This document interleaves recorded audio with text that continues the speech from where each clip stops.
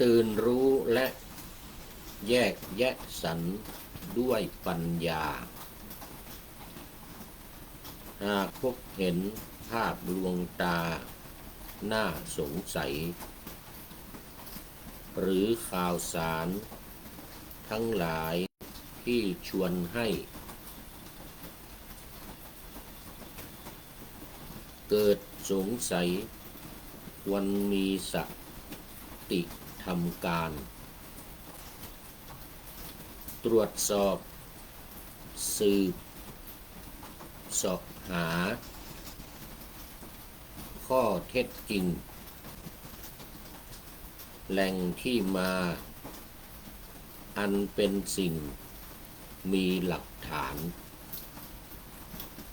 ที่ชัดเจนก่อนเชื่อทุกเหตุการณ์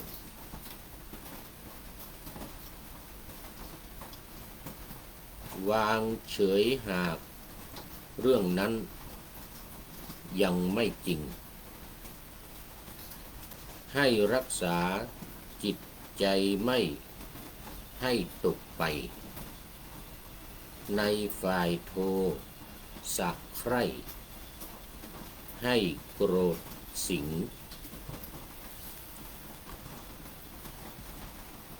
ปกป้องด้วยปัญญาอย่าประวิงไม่ส่งต่ออยู่เฉยไม่ส่งต่ออยู่นิ่งไม่ด่าทอ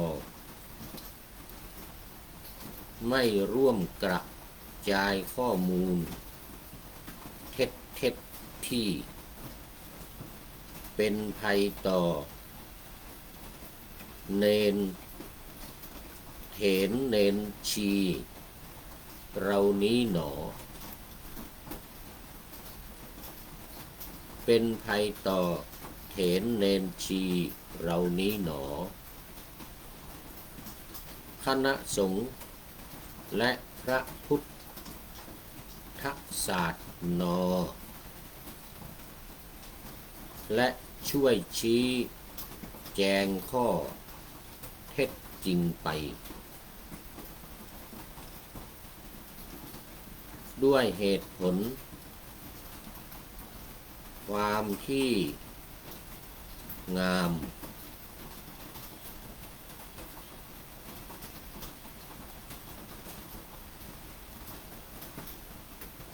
และพุทธธรรมและพระธรรมด้วยเหตุผล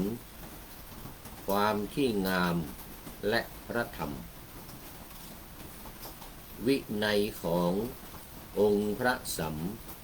มาสดใสพุทธศาสนาอันเรืองวิไลยังคงบริสุทธิ์ใสเสมอมาแต่จิตใจของมนุษย์ต่างหากที่หวั่นไหวไหลหลากดังวัฏสาไปตามสิ่งยั่วยุในโลกา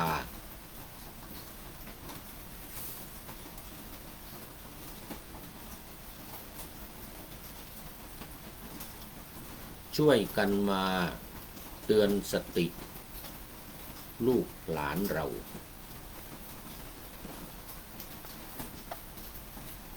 ขอจงอย่าเป็นเครื่องมือของคนพาลชนคนมืดบอดแสนโง่เขลาอย่าแลกผลบุญสติปัญญาเรากับบาปกรรมอันไม่เบาหนักหน่วงเลยขอถ ถวายความนอบน้อมแด่พระรัตนตรัยมีพระพุทธเจ้าเป็นต้นขอถวายความเคารพพระมหาเถระพระเถรานุเถระเจ้าคณะพระสังฆาธิการทั่วโลกมีพระเดชพระคุณพระธรรมเสนาบดีเจ้าคณะภาค7วัดพระธาตุดอยสุเทพเป็นต้นและขออำนวยพรแด่ท่านผู้ฟังท่านผู้ชมสาธุชนพุทธบริษัททั้งหลายวันนี้รายการพระไตรปิฎกลอยฟ้าก็ลอยมาจากวัดพระธาตุดอยสุเทพราชวรวิหารผ่านทางเฟซบุ๊กไลฟ์สวัยเทพบุญ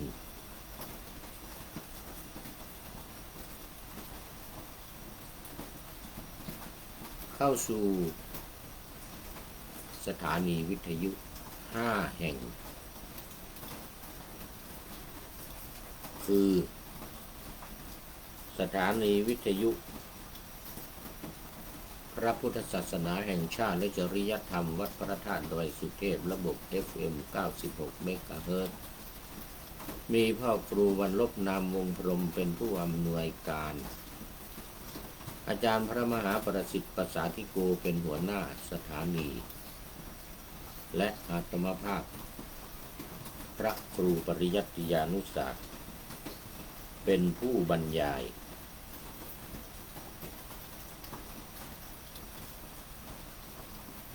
เป็นประจำทุกวันเวลา 23:05 น.ตรงถึง 24:00 น.เที่ยงคืนเป็นรอบดึกรอบสุดท้ายเขาเรียกมิดไนท์รอบมิดไนท์สำหรับคนนอนดึกหรือเวรยามอะไรต่างๆที่อยู่ตามที่ต่างๆพยาบาลหรือที่เข้าเวรเขายามตอนดึกๆนี่นะ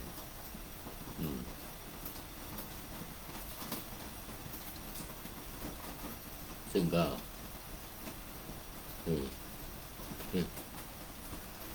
ทำมานานแล้วตั้งแต่ปีพุทธศักราช 2546 มาจนถึงตอนนี้ก็20 กว่าปีนี่2569 23 ปีเข้ามาแล้ว23 ปีครบไปแล้วเมื่อวันวิสาขบูชาที่ผ่านมารายการพระไตรปิฎกลอยฟ้านี้เริ่มจัดพร้อมกับการเปิดสถานีวิทยุสถานีวิทยุพระพุทธศาสนาแห่งชาติและจริยธรรมเนี่ยนะของวัดพระธาตุดอยสุเทพแล้วนี่แหละครั้งแรกเลยเปิดนี่ที่วัดสวนดอกนู่นนะเปิดครั้งแรกที่วัดสวนดอกนู่นนะจัดตอนนั้นพระเดชพระคุณหลวงพ่อยังเป็นรองเจ้าคณะจังหวัดเชียงใหม่เป็นรองเจ้าคณะจังหวัดเชียงใหม่เป็นเจ้าคณะอำเภอแม่วางมาเป็นรองเจ้าคณะจังหวัดเชียงใหม่ปีแรก ตั้งสถานีวิทยุ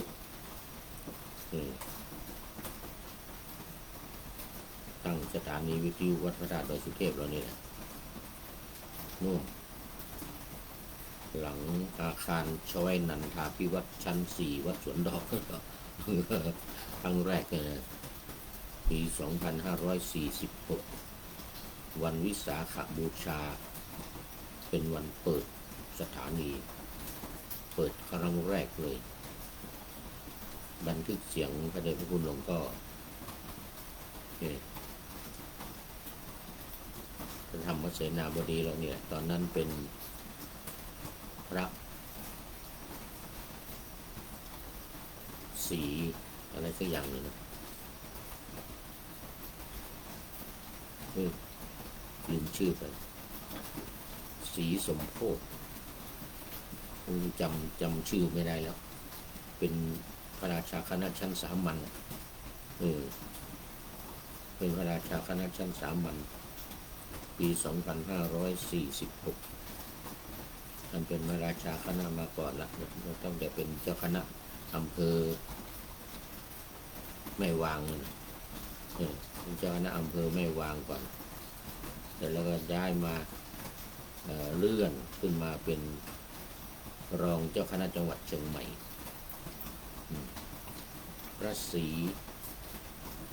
สมโพธิอะไรสักอย่างเนี่ยเดี๋ยวจะต้องไปหาเดี๋ยวโอ้ขอไปสมองมันจำไม่ค่อยได้เพราะมันคนแก่แล้วทีนี้อายุ70มานี้อะไรก็ลืมนึกอะไรก็ไม่ค่อยออกจำอะไรก็ผิดตุก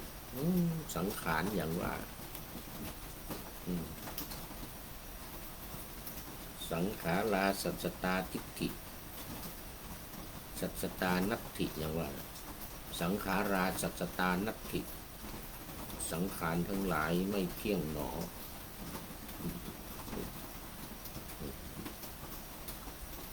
ไม่สัจจตาทิสัจจตานัตถิไม่ใช่ทิฏฐิสัจจตานัตถิคือไม่ยั่งยืนไม่เที่ยงแท้แน่นอนไม่ยั่งยืนมันสัจจตานัตถิ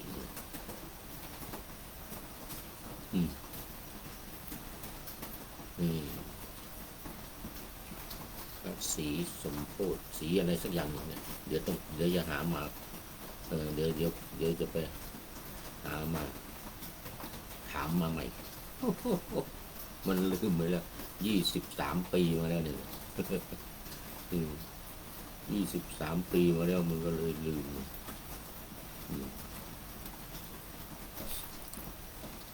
เปิด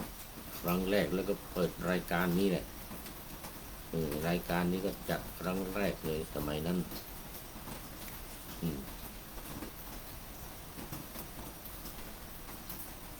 แล้วสมัยนั้นจัดตอนกลางคืนนะ4 ทุ่มถึงตี 3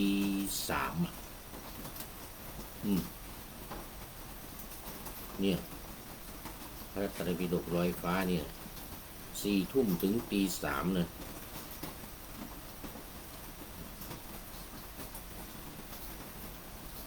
5 ชั่วโมงคืนหนึ่งจัด5 ชั่วโมงเอาไตรปิฎกเริ่มตั้งแต่เล่มที่1เนี่ยพระวินัย8 เล่มจบไปแล้วตอนนี้เล่มที่25ประสูตรเริ่มตั้งแต่เล่มที่9ถึงเล่มที่33 25 เล่มในพระสูตรนี่นะตอนนี้ถึงเล่มที่25แต่เล่มที่26ก็นำออกรายการนาวาวังทองละถึงแม้ว่าจะไม่อยู่ในรายการพระไตรปิฎกลอยฟ้าก็จะถือว่าได้นำออกอากาศในเล่มที่26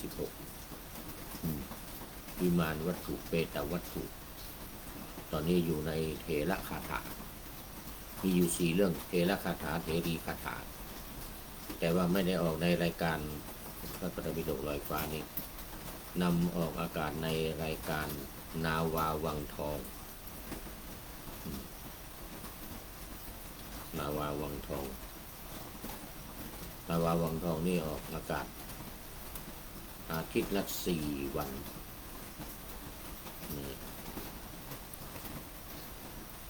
อาทิตย์ละมีวันพุธวันศุกร์เสาร์อาทิตย์4 วันวันพุธศุกร์เสาร์อาทิตย์เวลาตั้งแต่7:30 น.แล้วก็มีภาคบ่ายเนี่ยบ่ายโมงบ่าย2บ่าย3แล้วก็บ่าย5 โมงเย็นถึง6 โมงเย็นวันพุธวันศุกร์เสาร์อาทิตย์นี่บ่ายโมงถึงบ่าย2บ่ายถึงบ่าย3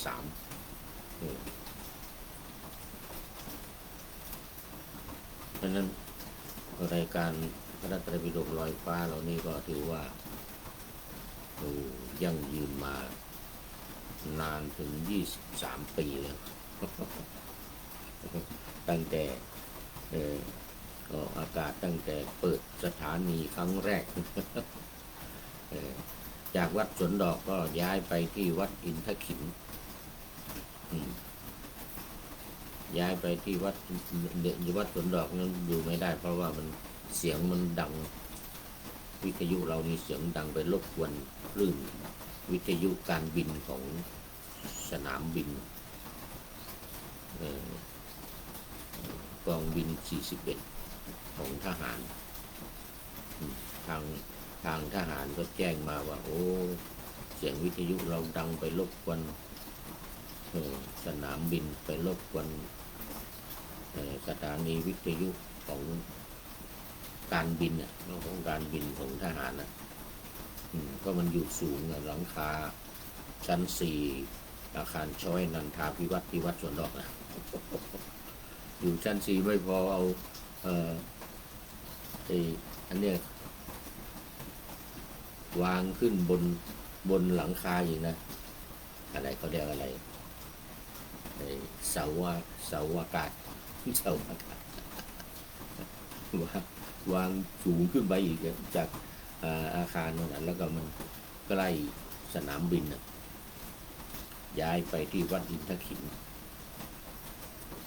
นั่นก็ไปอยู่กลางเมืองอีกแล้ว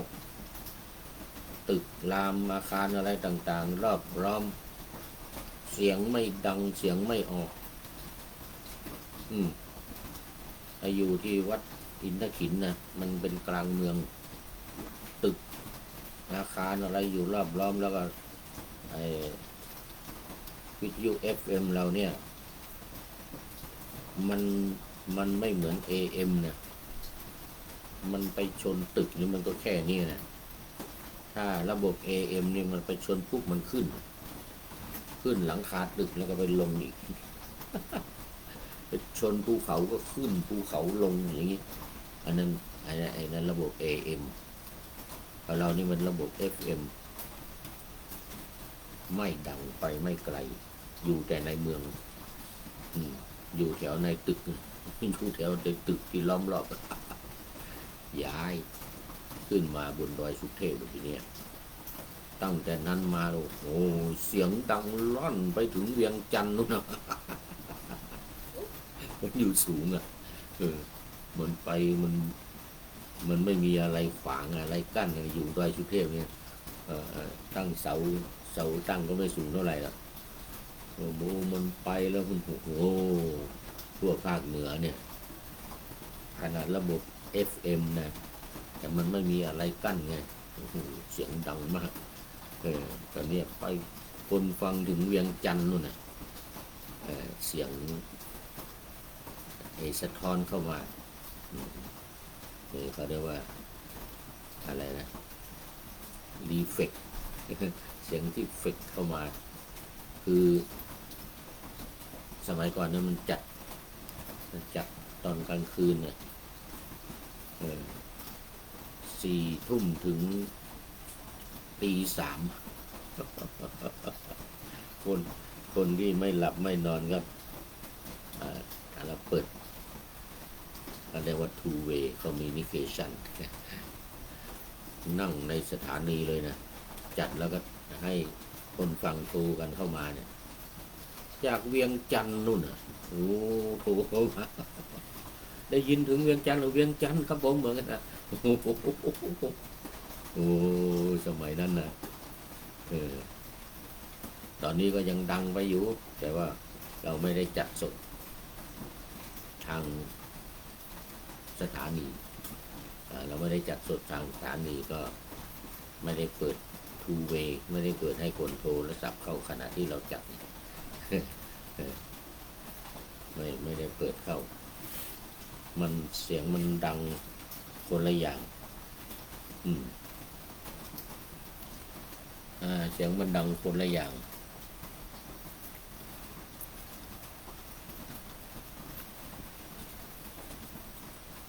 จากนั้นมาจากขึ้นมาตั้งบนดอยสุเทพมาจนถึงปัจจุบันเนี่ย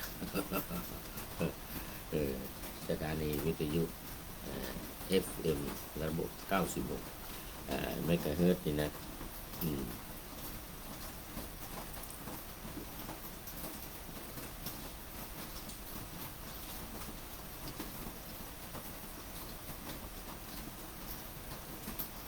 ขอไว้มัวเปิดอันนี้เปิดมงคลที่31วันนี้มงคลที่31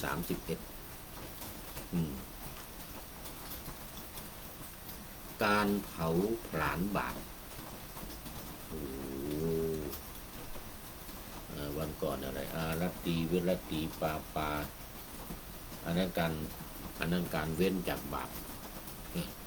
อันนี้เผาผลาญบาปเลยเผาผลาญบาปเลยทีนี้จากการเผาจากการเว้นจากบาปเนี่ยคราวนี้ไม่เว้นอ่ะเผาเลยจุดไฟเผาบาปเนี่ยแต่ไม่ใช่ไฟนี่นะไม่ใช่ไฟธรรมดาเนี่ยไฟธรรมดาทั่วไปนี่เผาไม่ได้หรอกเผาแต่ฟืนนี่ไฟธรรมดานี่เผาแต่ฟืนเผาแต่ถ่านเผาใบไม้ใบหญ้าเศษขยะใบไม้แห้งเนี่ยไอ้ไฟธรรมดานี่นะแต่ไฟที่จะเผาบาปนี่นะไฟที่จะเผาบาปนี่ไม่ใช่ว่าไม่ใช่ว่าไฟธรรมดาภาษาบาลีว่าตะโพจักตะโพแปลว่าความร้อนตะโพแปลว่าความร้อนสำหรับเผากิเลสนะความร้อนนี่เป็นความร้อนสำหรับย่างกิเลส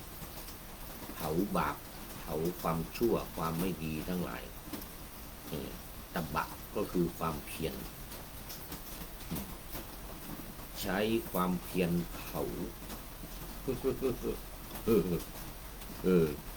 ใช้ความเพียรเผาบาปทั้งหลายนี่นะไม่ใช้ไฟไอ้ที่ลุกเป็นเปลวเนี่ยนะไฟนี่ไม่ได้เรื่องไฟนี่กระจอกกระจอกมากไปเผากิเลสเผาบาปไม่ได้ต้องใช้ความเพียรความพยายามเขาเรียกตบะตบะเนี่ยเป็นความเพียรเนี่ยเป็นตบะเผาผลาญบาปเผาผลาญกิเลสทั้งหลายจะไปใช้ไฟธรรมดานี้ไม่ได้สมัยพุทธกาลที่พระพุทธเจ้าชนะพวกพราหมณ์พวกที่ก่อไฟบูชาไฟเผาบาปเลยนะพวกศาสนาพราหมณ์ศาสนาฮินดูปัจจุบันนี่นะสมัยพุทธกาลเนี่ยเขาก่อกองไฟแล้วก็เผาบาปเผากิเลสทั้งหลายพระพุทธเจ้าว่ากระจอกมากที่ขยานั่นนะเมืองขยาที่อุรุเวลาเสนานิคม ที่พระพุทธเจ้าตรัสรู้นะหมู่ฤาษีทั้งหลายชดินสามพี่น้องนั่งเผาบาปเผากิเลสกันอยู่เอาไฟเผาเอาไฟเผาพระพุทธเจ้าเสด็จมาจากพาราณสี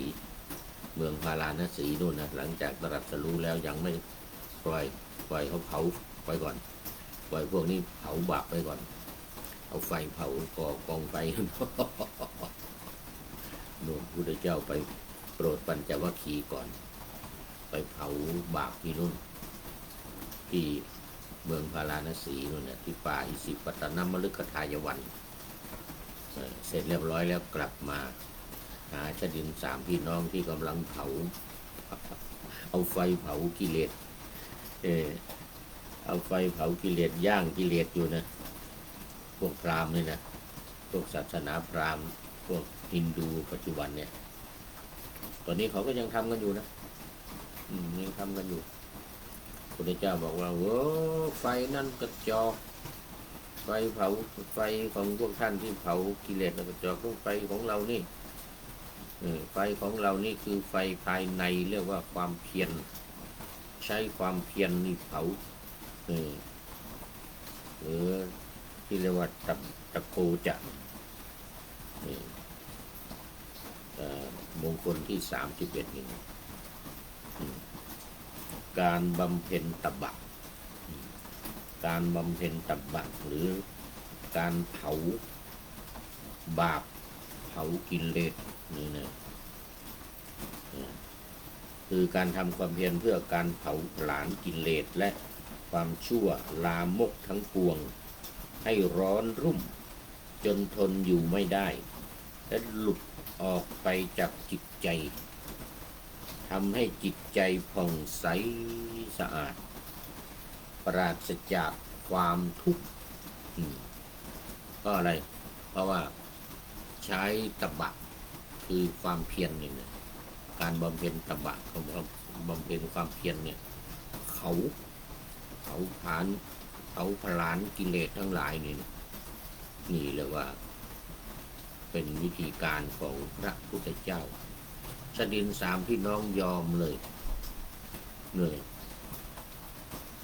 ตัดผมลอยน้ำไปหาน้องคนที่สองหมดอุปกรณ์การเผากิเลสทั้งหลายของพวกเขาเนี่ยนะเอาลอยน้ำไปหมดแล้วกองฟืนกองถ่านที่เอามาเผากิเลสนะเอาโละทิ้งลงน้ำแล้วก็ตัดผมโปรงผมทิ้งไปด้วยน้องคนที่สองนาทีกัดจับปะเห็นอะไรกันนี่เครื่องบูชาไฟลอยน้ำมาผ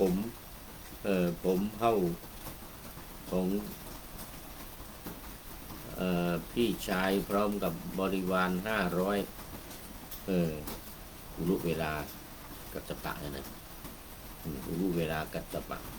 นาทีกัจจปะอยู่ระหว่างกลางแม่น้ำในลัญชลาที่ไหลไปดังเมืองขยาเนี่ยนะเห็นเลยสิก็รีบไปหาพี่ชายอะไรเกิดขึ้นไปถึงก็โปรงผมหมดนั่งบรรลุธรรมแล้วฟังธรรมจากพระพุทธเจ้ายอมพระพุทธเจ้าหมดแล้วนาทีกัจจปะนี่ก็เอาตามบ้างอย่างนี้เนี่ยตัดผมโปรงผมหมดอุปกรณ์การเผากิเลสการเผาบาปของหมู่พราหมณ์นะทิ้งลอยน้ำไปน้องชายขยากัจจปะนาทีกัจจปะขยากัจจปะคนสุดท้องน้องสุดท้ายชื่อขยากัจจปะนุ่นอยู่เมืองขยานุ่นเลยชื่อขยา ปลายน้ำเห็นผมอุปกรณ์การเผากิเลสกองไฟบูชาไฟนะลอยน้ำมาเอ้าอะไรยังไงนี่รีบไปหาพี่ชายทั้งสองกำลังนั่งฟังพระพุทธเจ้าอยู่ฟังธรรมโปรงผมหมดแล้วเออเออเออไปบวชดด้วยกันหมดเลยทีเนี้ย1,000นะลูกศิษย์ของนาทีกัสสปะ300ไปก่อนเลยลูกศิษย์ของขยากัสสปะตามมาอีก200รวมทั้งหมด 1,000 บวชหมดบรรลุเป็นพระอรหันต์หมดนี่ก็ตัดโตดิมงคลที่31นี่การบำเพ็ญตบะหรือการเผาผลาญบาปเผาผลาญบาปด้วยความเพียรนะในมงคลข้อนี้เอามาดูความหมายและการปฏิบัติ 1. ความหมายของตบะหรือความเพียรนี่นะคือธรรมที่เป็นเครื่องแผดเผาบาปและกิเลสดูมันทำไมมันร้อนขนาดนั้นในความเพียรเนี่ย ความเพียรความพยายามเนี่ยในการเผานี่นะแต่มันไม่ใช่เพราะความเพียรอย่างเดียวพระพุทธเจ้าแสดงธรรมด้วยอาทิตตปริยายสูตร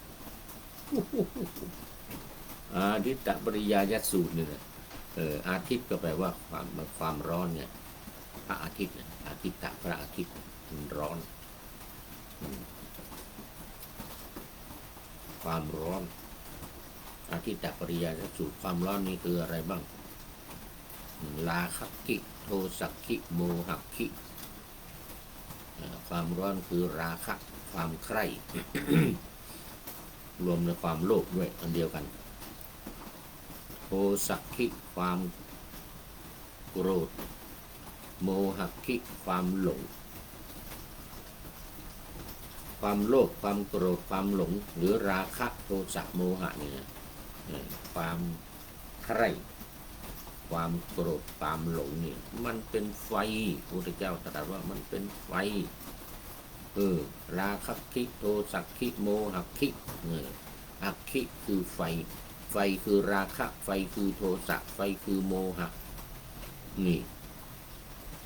ไม่ใช่เฉพาะตบะอย่างเดียวนะไอ้ความหมายของตบะคือความเพียรเนี่ยอุดมแสดงธรรมด้วยว่าความร้อนไฟที่ท่านเผาอยู่นะที่ก่อเผาเอาฟืนมาเผาอะไรจะเผากิเลสมันจะไปเผาได้ยังไงกิเลสเนี่ยมันอยู่ในตัวเรานี่มันอยู่ในใจเรานี่ก็จะเอาไฟมาเผามันเผาไม่ได้ไฟนี่กระจอกมากพระพุทธเจ้าตรัสกับชดิน3พี่น้องมันต้องไฟของเรานี่ไฟของเรานี่คืออะไรราคะโทสะโมหะราคะคิโทสักขิโมหะคินี่ไฟคือราคะไฟคือโทสะไฟคือโมหะนี่คือไฟที่เผากิเลสได้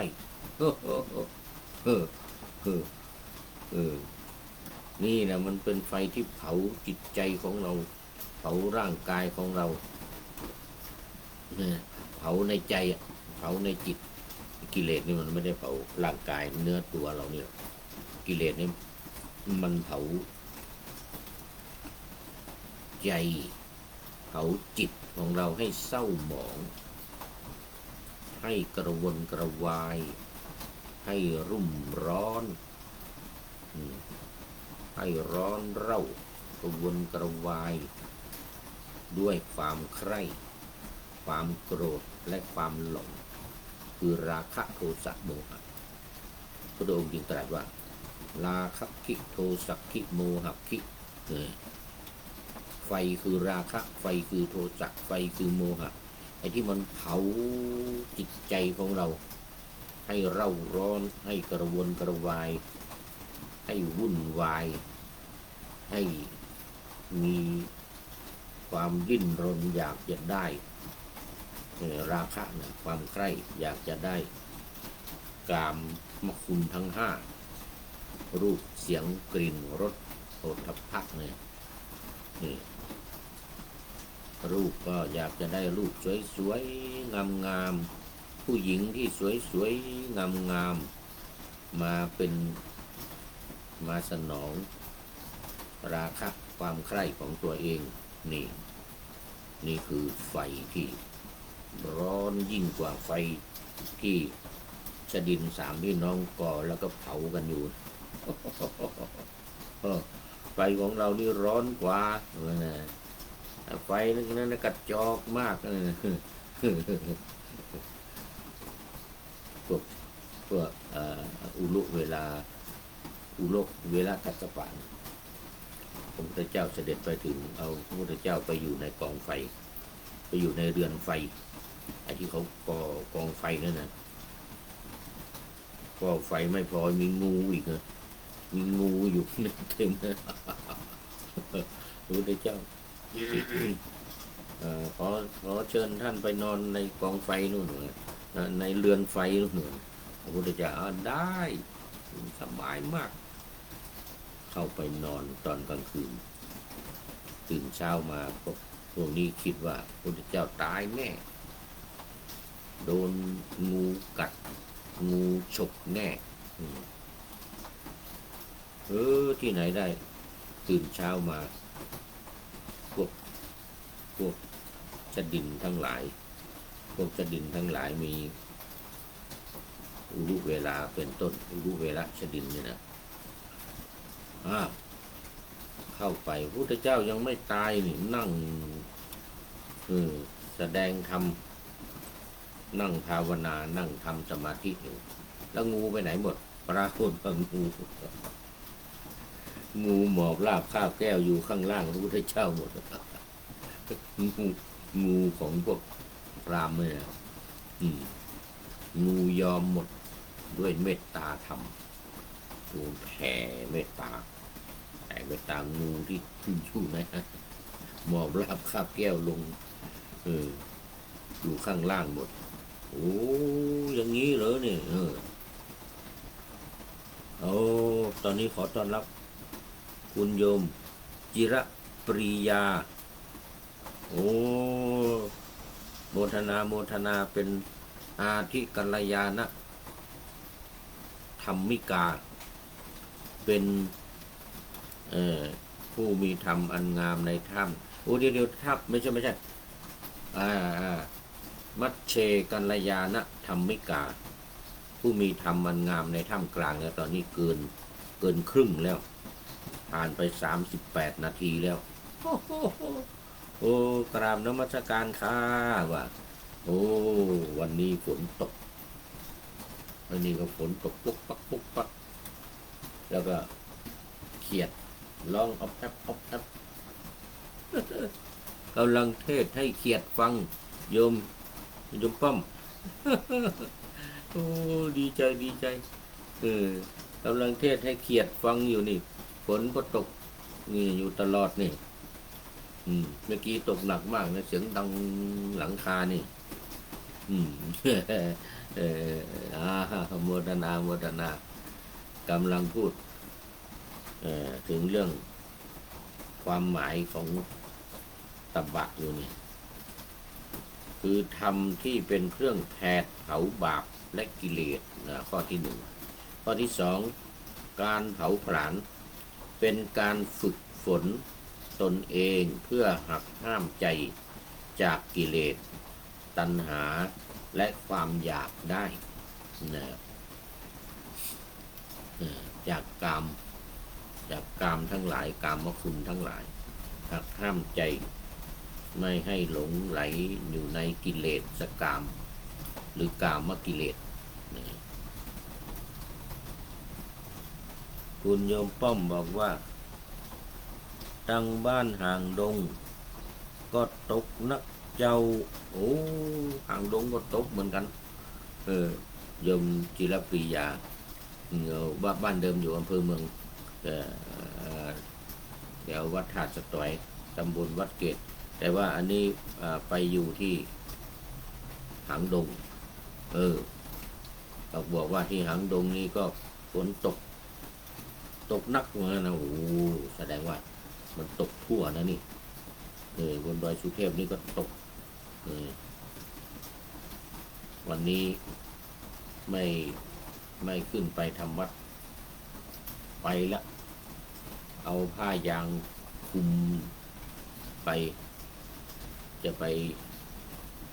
ปขึ้นรถจะขับรถขึ้นไปโอ้ยฝนตกหนัก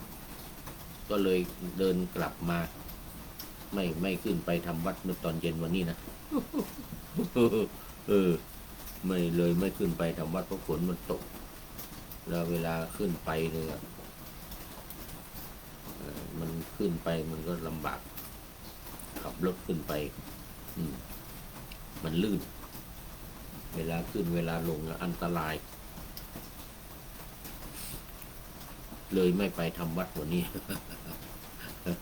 ฝนตกมาตั้งแต่ตอนเย็นมาแล้วโมทนาระวังหน่อยเริ่มเป็นหวัดเป็นไอมาข้อที่3การเผาผลาญนี่คือหมายถึงการฝึกตัวเองเพื่อที่จะหักห้ามใจจากกิเลสทั้งหลายราคะโทสะโมหะ 3. ความอดทนเนี่ยเป้าหมายของการปฏิบัติเนี่ยนะความอดทนต้องมีความอดกลั้นต่ออารมณ์กระทบกระทั่งสิ่งยั่วยวนและความโลภความโกรธความหลงทั้งหลายราคะทั้งหลายกามคุณทั้งหลายต้องมีความอดกลั้นอดทนต่ออารมณ์ที่เกิดขึ้นเมื่อได้พบได้เห็นกามคุณทั้งหลายนี่อันนี้คือใช้ความอดทนความอดทนนี่เป็นมงคลข้อหนึ่งเนี่ยที่ผ่านมาเป็นมงคลอยู่ในมงคล38นี่นะคราวนี้ประโยชน์ของการบำเพ็ญตบะ1. ช่วยกำจัดความชั่วและความโลภในจิตใจให้หมดไปโอ้แน่นอนทำความเพียรหรือตบะการเผาผลาญความชั่วทั้งหลายให้หมดไปจากจิตใจของเราโดยเฉพาะความใคร่ความโลภเหล่านี้ซึ่งมันเผาผลาญจิตใจของเราอยู่เมื่อมันไม่มีจิตใจก็ใสสะอาดไม่มีกิเลส 2. ทำให้จิตใจสงบเยือกเย็นมีสติและสมาธิมั่นคงโอ้อันนี้แน่นอนถ้าว่าเราสามารถขัดจัดกิเลสออกจากใจของเราได้ย่อมจะเกิดสมาธิมีสติที่ไม่หวั่นไหวไม่งอนแง่นกลอนแคลนมีสติมั่นคงมั่นแล้วก็สมาธิคือจิตใจที่สงบอย่างเยือกเย็นนี่หมายถึงสงบจากกิเลสนะความสงบมันมีอยู่2อย่างคือสงบใจสงบนี่อย่างหนึ่งแล้วก็ใจนี่ไม่มีกิเลสอีกอย่างหนึ่งก็เรียกว่าสงบเหมือนกัน 3. ยกระดับจิตใจให้เจริญก้าวหน้ายิ่งขึ้นบนเส้นทางธรรมะปราศจากกิเลสทั้งหลายจิตใจก็จะอยู่บนเส้นทางที่โรยไปด้วย รรมะนี่เจือจานไปด้วยธรรมะจิตใจประกอบไปด้วยเมตตากรุณามุทิตาอุเบกขาประกอบไปด้วย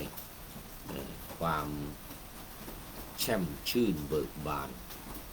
นะเป็นความสุขอย่างอุกฤษนะเป็นความสุขอย่างสูงสุดอันนี้เรียกว่ายกระดับจิตใจให้เจริญขึ้นนะ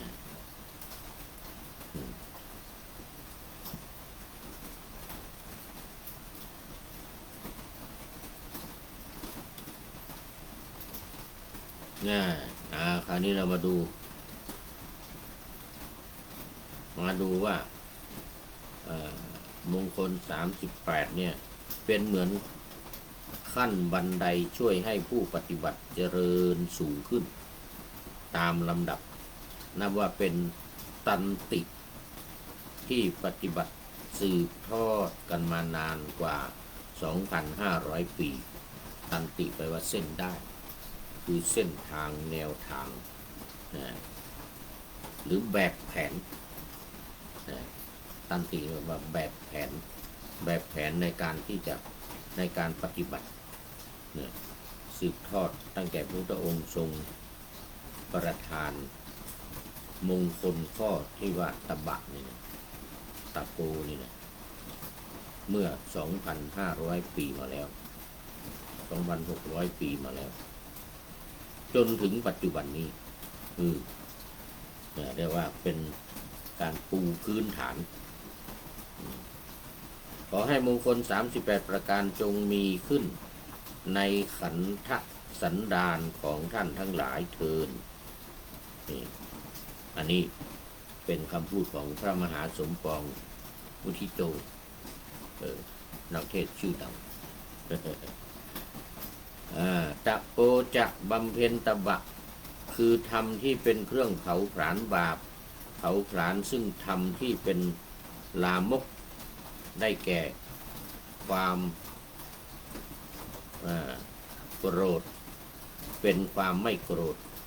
ความเบียดเบียนเป็นความไม่เบียดเบียนการไม่ยินดียินร้ายความอดทนเหล่านี้เป็นต้นการบำเพ็ญตนที่เป็นมงคลมี2 อย่างคือ1การสำรวมอินทรีย์เพื่อเผาผลาญอกุศลและเจตสิกธรรมมีอภิชฌาวิสมะโลภะคือความโลภอย่างยิ่งอภิชฌาวิสมะโลภะนี่นะเผาผลาญอกุศลที่เป็นเจตสิกธรรมอกุศลเนี่ยมีอภิชฌาวิสมะโลภะเนี่ยเป็นต้นโอ้โหสุดยอดเลยการบำเพ็ญแบบนี้เป็นการบำเพ็ญที่ว่าสำรวมอินทรีย์ทั้ง6ของเราเนี่ยคือตาหูจมูกลิ้นกายและใจไว้ไม่ให้เผลอไหลลุ่มหลงลอยเลื่อนลอยไปตามกิเลสสิ่งยั่วยุทั้งหลายเพ่งเล็งคือการอยากได้การเพ่งเล็งเอาสิ่งใดสิ่งหนึ่งบางทีก็ได้มาด้วยการทุจริตนี่ตอนนี้เรียกว่าเพ่งเล็งในสิ่งที่ลามกในสิ่งที่ไม่ดีเป็นแนวทางที่ลามกจกกระเปรตและโทมนัส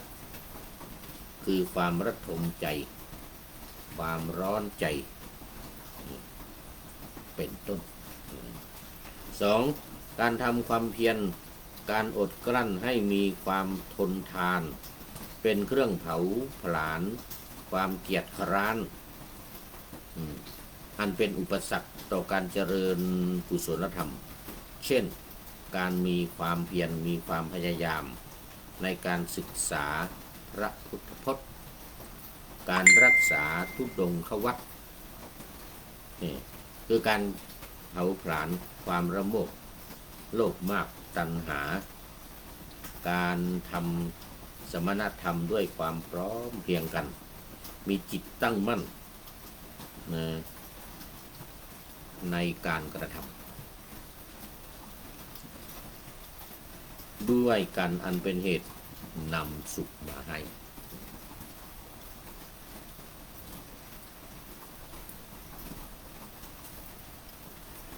นี่ก็เป็น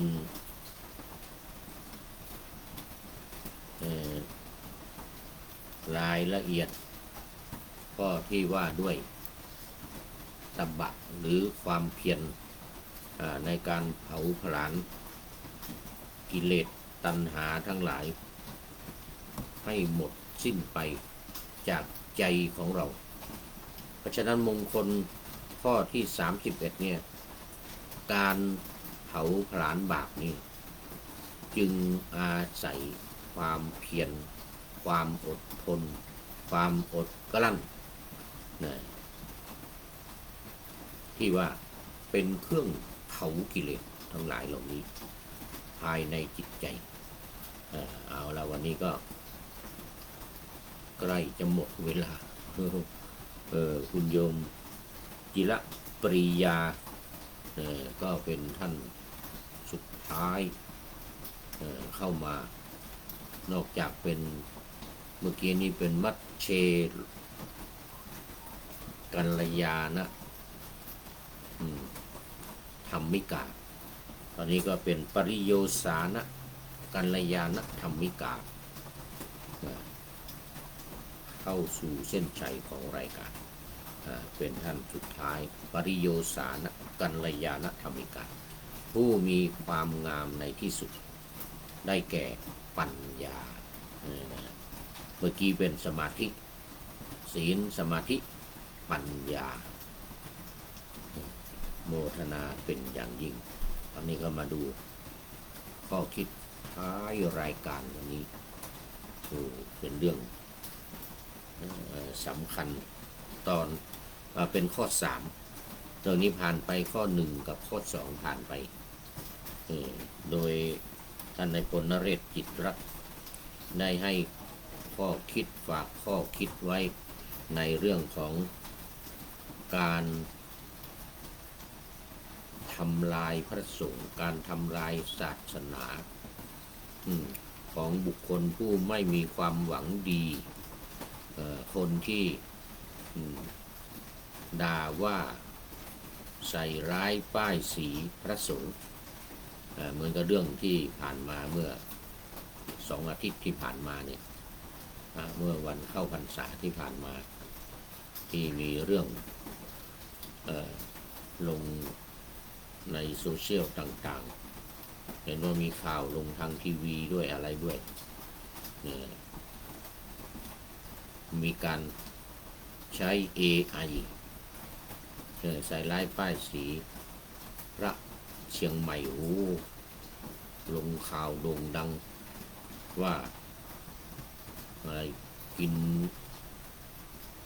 เหล้าเมายาอะไรกันเอาภาพเก่ามาลงทำ AI นี่เขาเรียกว่า AI เดี๋ยวนี้อันตรายมากลงอยู่หลายวันตอนนี้คณะสงฆ์จังหวัดเชียงใหม่ก็จึงได้ออกมาประกาศแถลงการว่าเรื่องนั้นเป็นเรื่องไม่จริงเรื่องที่มันดังที่ผ่านมาเมื่อสักอาทิตย์2 อาทิตย์ที่ผ่านมานี่นะคณะสงฆ์จังหวัดเชียงใหม่ก็ออกแถลงการว่ามาค้นพบว่าเป็นเรื่องที่ไม่จริงนี่ใส่ร้ายป้ายสีขึ้นมาโดยระบบ AI ปัจจุบันระบบ AI ปัจจุบันนี้อันตรายมากนะดูเหมือนเป็นของจริงแต่ความจริงเป็นเรื่องเก่าเอามาประกบกันท่านนายพลนเรศจิตรัตน์ก็จึงเอามาเป็นข้อคิดฝากให้กับอนุชนคนรุ่นหลังหรือคนในปัจจุบันว่าอย่าได้ลุ่มหลงอย่าได้ยึดติดกับสื่อโซเชียลต่างๆที่นำเอาเรื่องไม่ดีไม่งามเรื่องลามกจกกระเปรต มาเผยแพร่